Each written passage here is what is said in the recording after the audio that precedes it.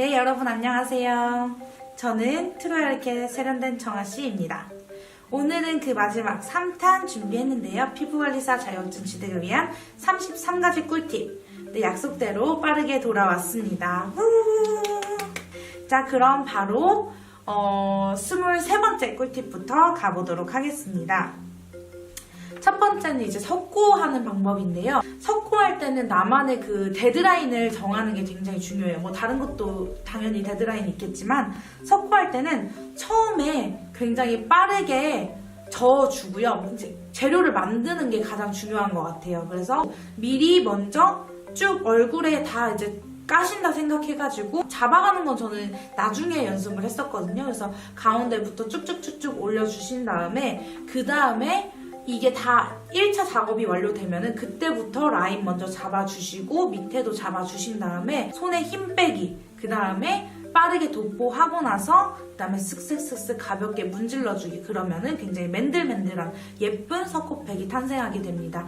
저는 그래서 굉장히 다른 것들에 비해서는 석고팩을 좀 일찍 터득을 한 것 같아요. 그리고 하나 더 꿀팁을 드리면은 석고팩 하실 때 이제 거즈를 이제 접어놓으시잖아요. 그러지 마시고 좀 동글동글하게 이렇게 동글동글하게 말아 놓으시는 거예요. 저는 이제 물이랑 알로에 겔 있잖아요. 알로에 겔을 같이 섞어서 이제 거즈를 잘 묻힌 다음에 동글동글하게 말아 놓는 거예요. 그럼 접은 것보다 훨씬 더 빠르게 펴지고요. 그 다음에 약간 그 알로에 겔에 그런 감촉이 있기 때문에 찰싹 달라붙어서 잘 뜨지 않더라고요. 그래서 이거 꼭 사용해 주셨으면 좋겠어요. 완전 꿀팁이죠.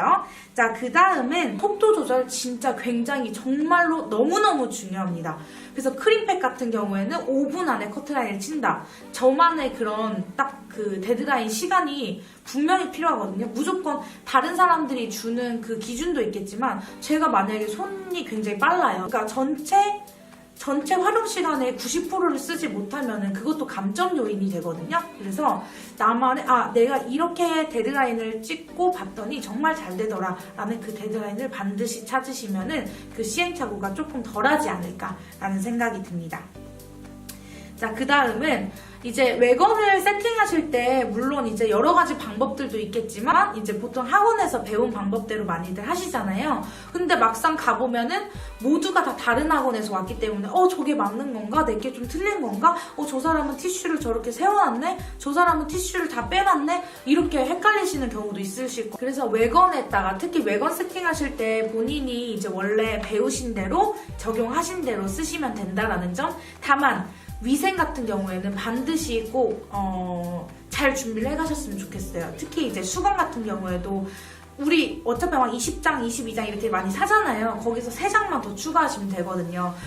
언제 어떤 일이 일어날지 몰라서 꼭 빌려 가시든지 3장 더 추가하셔가지고 외건 세팅 다 끝나면은 뭐 묻지 않았는지, 위생이 이제 첫 번째 조건이니까 그 부분도 잘 살피면 좋을 것 같습니다. 그 다음에는 왁싱할 때 저는 매번 들어도 한꺼번에 너무 빨리 이제 알아들으려고 하다 보니까 왁싱은 진짜 생각도 못했던 것 같아요. 근데 마지막에 텐션을 주지 않아가지고, 그리고 텐션 주지 않았고 마지막 밑처리 부분 있잖아요. 휴지로 쓱 하는데 붙어버린 거예요. 그때 감점이 엄청 많이 되지 않았나. 이제 총 점수는 얼마 안 되지만 그래도 우리가 1, 2점으로 합격할 수도 있고 불합격될 수도 있는 부분이니까 왁싱에서 가장 중요한 부분 텐션 꼭 주는 거 잊지 마시고, 그 다음은 뒤처리 깔끔하게 스킨으로 잘 닦았는지, 테이프 끈적임은 아예 없는지, 티슈로도 내가 감독관이 오시기 전에 미리 확인하는 거. 이렇게 뒤쪽에 있는 부분, 그러니까 앞에 클렌징이나 팩이나 특히나 이제 석고팩, 모델링팩 이런 것들은 연습을 굉장히 많이 해가는데 저희가 이제 그에 비해서 뒤에 있는 림프라든지 그리고 방금 말씀드린 왁싱이라든지 이런 것들은 몇 번 그렇게 준비를 못 해보더라고요. 저만 그런 줄 알았는데 많은 분들이 다 그렇게 하더라고요. 그래서 뒤에 부분은 내가 진짜 신경 써야 될 부분, 어차피 만약에 시간의 한계에 부딪히셨으면은 뒤에 부분은 이런 식으로 이미지 트레이닝을 해야겠구나. 여기서 가장 중요하게 생각하는 부분은 이거와 이거구나. 이런 부분으로 좀 똑똑하게 공부해 가시면 좋을 것 같습니다. 다음 꿀팁입니다. 다음 꿀팁은요, 전날에 보통 저희가 캐리어 뭐 큰 거 하나라든지 아니면 캐리어에다가 다른 뭐 부직포 가방 이렇게 가져가시잖아요. 근데 저는 미리 외관 세팅할 거를 다 세팅을 미리 해놨었어요. 전날에. 그러면 흔들리지 않겠느냐라고 하시는데, 네, 흔들립니다. 그래서 어떻게 했냐면은 여기다가 다 랩핑을 했었어요.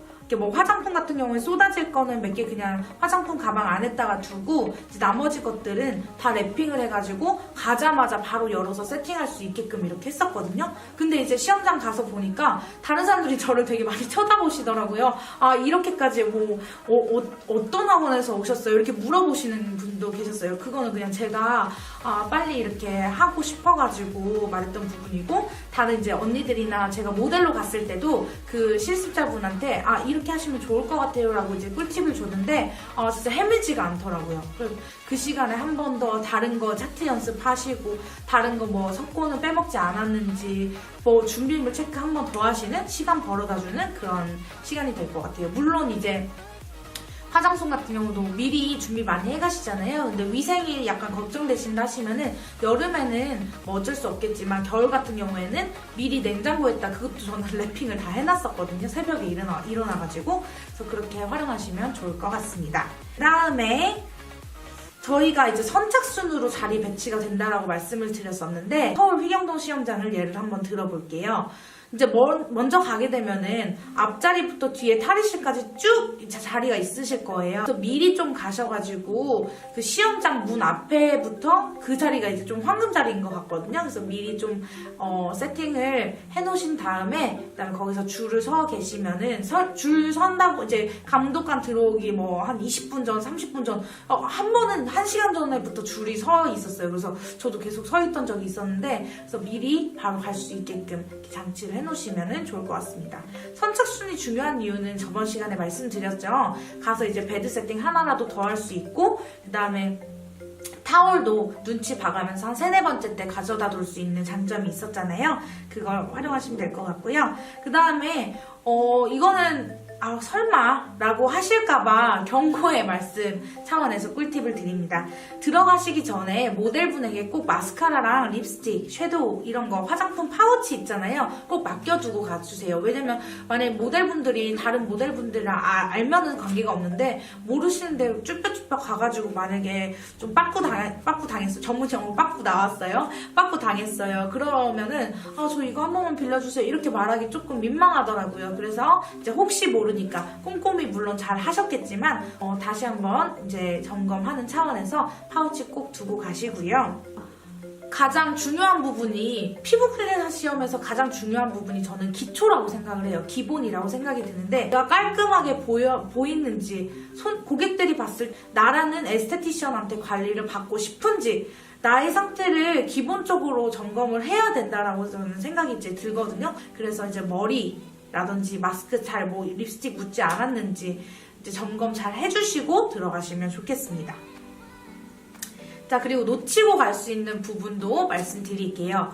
타월 가지러 가실 때 우리가 이제 뭐 온타월인지 냉타월인지 굉장히 헷갈리는 경우가 있잖아요. 이거는 뭐 이미지 트레이닝 계속적으로 반복했기 때문에 알아서 잘 하셨을 테고요. 그 다음에 디테일한 부분에서도 사실 어려울 수가 있어요. 의자 들고 일어날 때 그냥 제가 한번 퍽 하면서 일어나가지고 뒤에까지 거의 제 베드랑 이제 뒤쪽 베드랑 거의 가운데까지 퉁 하고 나간 적이 있었거든요. 그래서 그 부분도 볼 수 있다는 점. 그래서 매너 있게 손으로 잡아주시고, 의자 잠깐 가는 거지만 의자도 잘 넣고, 그리고 타월 가지고 와서도 이제 공손하게 빼고, 그리고 나서 손소독 바로 해주시고, 이런 부분들이, 이런 가장 기초적인 부분들이 중요하지 않나라는 생각이 들었습니다.